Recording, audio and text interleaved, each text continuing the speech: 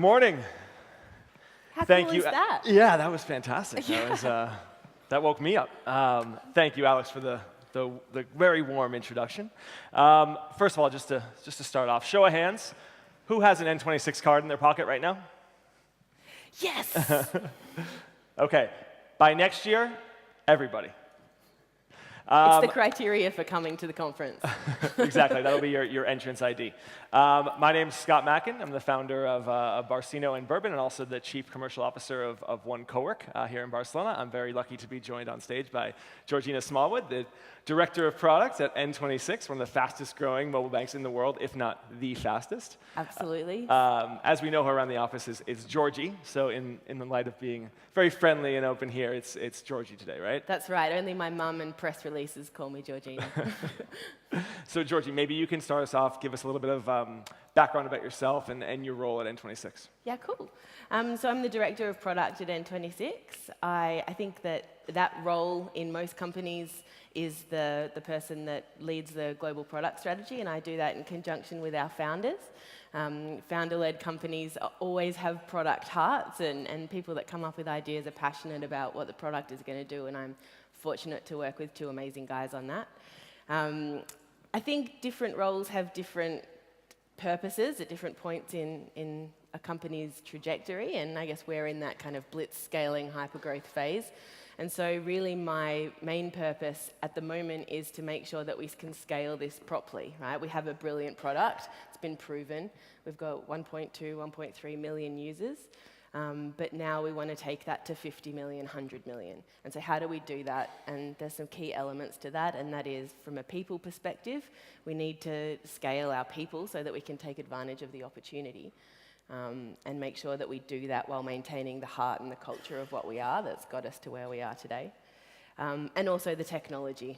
So how do we scale the platform? How do we scale the product market fit? What do we do there? So that's kind of my focus. Definitely. How big is the team now? We're about 30 in the product owners. And the engineering business is about 120, 130. Okay. And you joined N26 when? 4 months ago. Okay. Fresh ideas, fresh minds. That's right. 4 months at N26 is like 4 years everywhere else. Yeah. So tell me a little bit about how user experience is, let's say, at the heart of N26. Like, where does it fall in terms of priorities? I mean, it is the priority, right? So I think N26 started when Valentin, didn't like the experience that he was getting with traditional banks, and this is something that a lot of us can relate to. And so when you start with a consumer problem to start at the heart of a product, I mean, that really is kind of how we've grown this business and this product. And so the purpose and the heart of N26 is really solving that consumer problem, and that's how we think about everything that we build, not just from the biggest purpose that we have, which is really let's build a bank the world loves to use, because we don't love using banks, and we should. It's a big part of our life and it's important. But also down to how are people going to get through the onboarding flow, and how much paperwork do you have to fill in, and let's get rid of the paperwork. How can we do that? How do people think about their money? Well, we think about it in emotional context, right? So I always love the story that Valentin once said, which is that €5 is €5. As far as a traditional bank is concerned, it has a monetary value of €5. But you might use that €5 to donate it to the homeless man on the corner, and I might use that €5 to buy a fancy cafe latte. And so for us, the emotional context of that money is really different, and that's how we should think about banking, and that's the responsibility that banks should take seriously. Yeah, definitely. I mean, for me, it's very unique that to have I think finance, I think banking institutions, I think KPIs and metrics and very numbers. Interest rates, right? Right. So how do you fight for your seat at the table? How does it work? I mean, is it something that was just inherently in the DNA, or is it constantly up against the metric-driven side of the business? Yeah, I mean, I think that there's this. It's interesting, right? Being a bank and a tech company. Okay, in some ways they're like water and oil, and you need to make it work. Like a lava lamp works, right?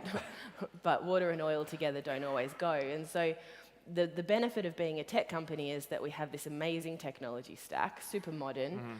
We can move fast. We can do things that other people can't do because of that technology. But it's also really important to remember that this is not, like, we're not Spotify. We're a bank, and that's a really serious thing. And this stuff matters to people, and it's about their lives and their futures. And so we want to be a part of people's lives. Underneath that, you need the interest rates, and you need the metrics and the KPIs, and you need to be compliant in a regulatory manner. And so there's always a conversation around that, like how far do you go into the tech side while making sure that you don't drift away from what is core to a bank, which is this, you know that you can trust them to do what they need to do. Right. I mean, which leads me to the next question is how are you using the user experience and the product side of N26 to build that trust and to gain and to retain that trust? Yeah, trust is an interesting topic, right? There's no difference between the trust that you have with another person and the trust that you have with a company or a bank or an organization. Your trust is trust, right? Cliche. But there is an algorithm, if you want to go to the metrics The trust algorithm? Let's hear the trust algorithm. The trust algorithm, right? We love a trust algorithm. So you need reliability, you need credibility, and you need intimacy, right? And these are all things, and you can relate it totally to a person, right? So you need someone to be reliable. They need to turn up when they say they're going to turn up. They need to do what they say they're going to do. They need credibility, which is that you'd like them to have a sense of realness to them, right? And we always talk to our other friends about a new friend, do you think this person is trustworthy? And that goes to the credibility side of it. And then you need the intimacy, right? So you need to feel like they are there for you. Because if they're not there for you, then what are they there for? And that's where the intimacy gets created. And so you've got credibility, reliability, and intimacy. But all of that is worthless if you don't have self-orientation. And so self-orientation is an extension of that credibility. So if I don't feel like I'm myself with you, then I don't have that feeling of self-orientation. If I don't go into the N26 account and I feel like they're solving my problems in a way that I would like them to be solved, then there's no self-orientation. And so self-orientation is probably that heart of our UX, which is, as a tech company and a bank, it's our responsibility to create an environment and a platform where the user feels comfortable and in control, right? How they do that is up to them. It's our responsibility to give them places to do that, like Spaces, right? So we launched Spaces 6 weeks ago. And Spaces is essentially sub-accounts, right? But that sounds horrible, so let's call them Spaces. But also, you can open a space and close a space whenever you want, as you should be able to do. And people use them differently. Some people have one space and keep their savings in it. Some people have one space for their grocery account and their, clothing account. And some people have one for their college fund for their kids, right? Other people have different ways, and they tag it however they want because they should be able to. And so, as a tech company, our responsibility is to provide them with this environment, which is Spaces. How you use it is up to you, and you should feel in control of that environment. Yeah, definitely. So how did let's take Spaces for an example, or any other kind of sub-product launch you've done. How did you gather the, let's say, customer feedback on what direction to go, and how you apply that into the product development? Yeah, so we do a lot of customer research, and we talk to N26 customers, and we talk to non-N26 customers. And so essentially the product, obviously, we all start with a solution, right? We all like to say as product people, we start with a problem and then we come up with solutions.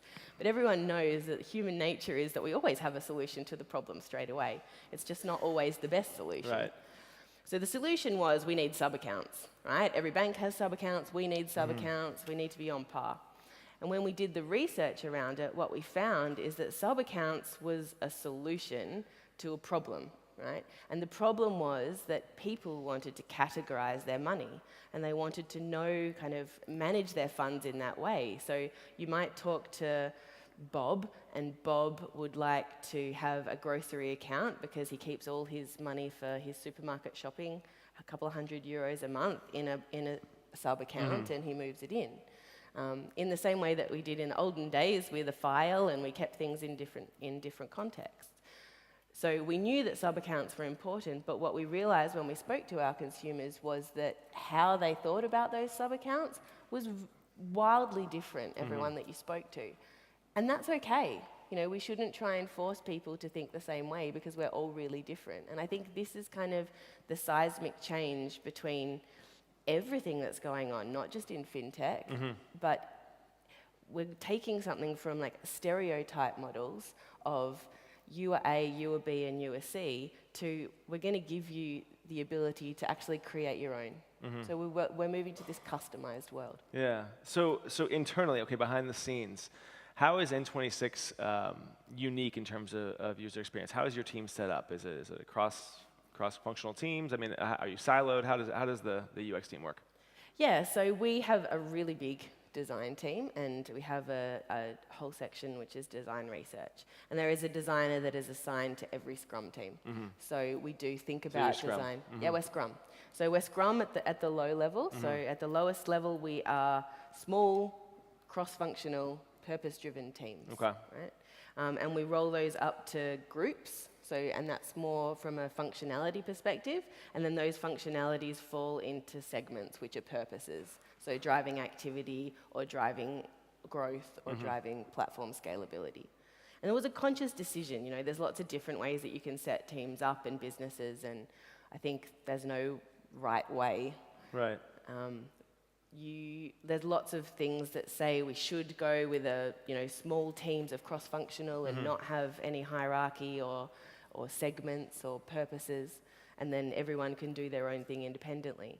We wanted to make sure that you couldn't tell our organization structure in the UX, right? So it may be something that we will have to deal with, the fact that we have a segment driving growth and then a segment driving like activity or spaces or transactions and things like that. But I think that it makes people work cross-functionally. Yeah. You need to talk to people to understand what they're doing and how the experience comes through. And what we do to mitigate the silo is we have OKRs. We're an OKR-driven business, and each segment has OKRs that move into the next segment. So for instance, growth has a OKR, but it goes all the way through to first transaction, which is also an activity OKR. Okay, so you're let's say relatively new to N26. Before that, you were with the accounting mega platform Xero, right, Yes. out of Australia. Yep. She's from Melbourne originally. If you can't tell. Although that accent's fading now the longer you're in Europe. Yeah. And then you were also part of the IPO team at Scout 24. Yes, I Okay. was. So you've had let's say a variety of backgrounds and experiences. How can other companies, non-fintech, non-banking companies, let's say employ some of these UX strategies into their businesses?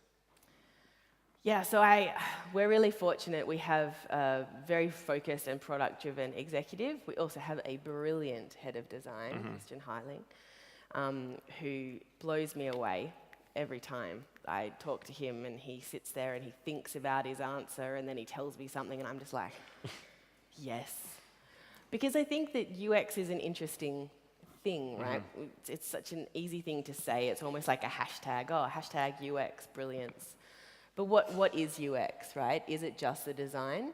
Is it the design and the experience? Or is it the feeling that someone gets when they look at something or do something? It's either they don't even register it because it's so simple and easy to use that it's like frictionless. That's great UX. But also so for instance, for me personally, and it is a personal thing, I looked at our new campaign when it launched last week. You'll see it coming out in out-of-home ads shortly. There's this amazing ad, and there's a picture. It's a girl. She's got a beard, because why do the norm? And she's shaving her very smooth skin. But that's all great from a visual perspective. What was interesting is the word smooth, right? And I was like, oh, that's it, right? Because it's not simple or scalable or these business words. Smooth is the perfect word for us, or what we would want to be and how we would want people to experience our brand. And I think I don't know how we came up with smooth. I'm sure there was extensive amounts of research involved in coming up with this. But how it made me feel when I read it, I think that's the heart of UX. So if I can answer your question, which is what can other companies do, go and find the people that understand that, right? That when you talk to them, have that fire about curves on a logo or kind of what your app store button looks like. And they can talk to things about changing things that people don't realize are now better, but they like it more. Right? It's that intangible piece, and there are brilliant people out there, and you need to go and find them and make them come to your company. So find a brilliant head of design, find all the brilliant UX people you can. Yeah, absolutely. And then you need to get that, and that's a subject matter expert, but then you also need to make sure that as you scale, you find people that think like that as well, right? So your product people, your engineering managers, you need people that are like, this is important. Right? It's not necessarily going to drive a specific metric. It's not necessarily going to give us an attribution to a revenue number, but it's really important because this is about people and humans and how they think about things. Right. And if they don't like you, they won't use you. And if they don't trust you, they won't use you. Right. But for me, that kind of inherently brings a little bit of conflict with this hyper-growth kind of blitz scaling era, this mode you're in right now. Move as fast as possible, gain as much market share as possible, spend as much money as possible. But at the same time, focus on the details. You know, make sure that deliver the right experience. Don't break their trust. I mean, this is critical. So how do you reconcile this hyper growth, this split scaling, with a very delicate, very fragile trust that you're building with every customer? Yeah, it's a total oxymoron, All right? The way that we're dealing with it is we think global first. And that's the most important thing about our organization structure, our principles, is we're always global first. And this has come about because of two things. One, this delicate balance between trust and scaling, and also opportunity, right? So banks aren't global, right? They're regional. But that's not the way the world works these days. We all live in different countries. We move around. We have family in different places. The world is a much smaller place than it was. Borders don't matter as much. And so we want to build a product that is global. And so when we take that global product, we don't look at how to build trust with Germans or with Italians or with the Spanish. We talk about building trust with humans, and we build a product that can scale across markets. And so that's where we're keeping that trust factor, is that we're actually taking everyone into account when we make the decisions in the first place. The scaling part is really hard, right? And I think that, you know, there's the technology side of it, which is fine. We can make those decisions. We choose a monolith and a microservices-based architecture for different reasons. The people side of it is interesting. How do you bring people into your organization and you know that they're going to contribute that heart to what you're doing? And how do you explain to the 70 people you're onboarding a month that this is about heart, not about metrics that you can just run towards? It's really difficult, and you need to take the people side of it seriously. I think that at this point in a company's life, the most important thing is that you look after your people first, and then the product, and then the revenue will come. Because the revenue won't come if the product isn't right, but the product won't come if the people aren't right. And so that's kind of people, product, revenue is really the most important thing at this particular point in time. Probably always, but it's crucial now. Yeah, no, I like that. So how are you employing, let's say, some elements of user experience into the employment branding, and then subsequently the onboarding process within the culture? Is that something that you're hands-on involved with? Your team is? Yeah. So my team handle everything from the website. So marketing bring us the people, and you know they have a great job at the moment because 70% of our growth is from friend referrals, which is brilliant. And we just built a new friend referral platform, so you can do a friend referral and put a code online, and you can share it with all your friends to optimize that side of things. Okay. it's really important that we have a seamless experience, right? And that's that cross-functional work. So the website needs to reflect the branding that's in the market. Yeah. The KYC process, which is crucial, right? So we knew that this was one of the biggest pain points of opening a bank account in a traditional sense. And so we were like, what's horrible about that? Well, depends on who you talk to, right? If you're talking to a local person who goes into a local bank, then it's how much paperwork. I need the time to go into the bank. I don't understand all the stuff. I'm just going to sign it. I'm going to put it in. They're going to send it back to me, say I didn't sign it properly, like this horrible, horrible process. If you're talking to someone who is new to a country, it's really difficult to open a bank account a lot of the time. Without Not in Barcelona, right? It's really easy to open a bank account here. It is if you're with N26. Or if you're a Spanish resident. And so, you know, we originally we partnered with the best in breed, and we have a banking license with the German banking authority, which is really important to us. And one of the things that we didn't have, and then we decided to get, because it's a proof point of credibility and reliability, and we take that really, really seriously. And if you've ever done any work in banking, you'll know that the German regulator is kind of world known as far as who you want to benchmark against. So these things are stringent, right? Yeah. And so we keep our KYC up to the level of that German regulator. KYC, know your customer, know your client, right? Yeah. So KYC is something that you have to do as a financial institution with a banking license. You need to know who you're talking to. You need to know that they're not a baddie, they're a goodie. Right. Are you doing that all in-house? Are you using external providers or suppliers for this? So we have a combination. So because it depends on which market you're in and which regulations we're going with. So we have partners for some, but we have built our own in-house solution. That's good. So for the external partners, how do you kind of enforce some of your best practices in the design and onboarding process for clients, and enforce that when they're not under your roof? You know? Yeah, absolutely. So the user experience that you have in our product is all us, and so the interaction that you have with an external partner, we have really, really strong SLAs that we keep with them. Okay. But also a very short leash. It's a very short leash, and it's really good. And I think this is also a big part of this blitz scaling. Like, be really considered and careful with who you partner with, right? Because this has a massive effect. Right. And we have some great partners in SafeNet and ID Now. We went with partners. SafeNet has a banking license as well. Okay. So there's that credibility. Yeah. We trust them because they have a license and they need to maintain standards that we also have to keep. So there's a trust factor there as well. Yeah. Okay. Tying it back to Barcelona, for those of you that aren't aware, N26 has actually opened a tech and product hub here in Barcelona within the One Cowork building in Plaza Catalunya. Why? Why Barcelona? Why not?